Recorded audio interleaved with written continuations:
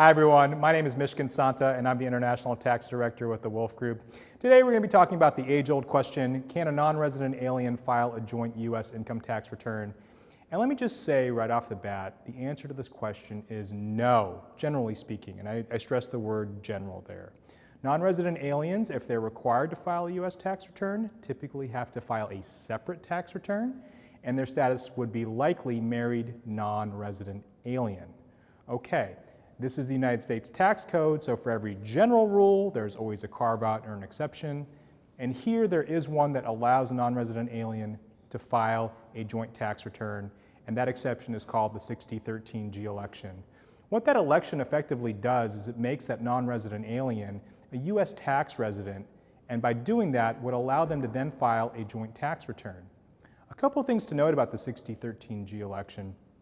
The first thing is that you have to make this election and you specifically designate it on the first joint tax return. The second thing is that you don't need to do it again after that. It just continues to move forward year after year until you revoke or terminate it. Once the election is revoked or terminated, you can't use it again, so it's a one and done election. So keep that in mind when considering the 6013G election. Now let's walk through a specific example to see how this works. And I'm going to use the G4 visa holder as my example here to make it easy. So let's assume that we have a G4 visa holder that's married to a US citizen. Okay? That G4 visa holder works for an international organization. They're a full-time employee. They're receiving wages. Those wages are tax exempt. The US citizen has to file a married filing separately resident tax return. And that US citizen may then look at their spouse and say, hey, what if we make the 6013G election? If we did that, we'd be in a lower tax bracket because generally speaking, married filing joint is better than married filing separately, and we'd be able to access a higher standard deduction.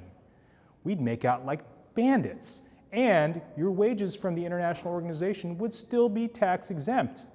But here's where the tax trap lies, and here's where you have to really think it through. Once you make that 6013G election, that G4, even though those international organization wages are still tax exempt, everything else becomes taxable because guess what? They're a US tax resident.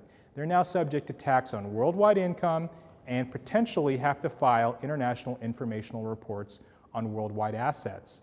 And the reports that I'm speaking about here are the 8938, the 8621, the 3520, and the 3520A. And failure to file these forms is a $10,000 penalty per form.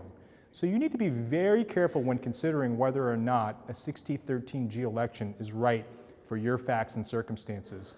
And you want to make sure that you walk that through with someone that really understands the 6013G election for non-resident aliens generally.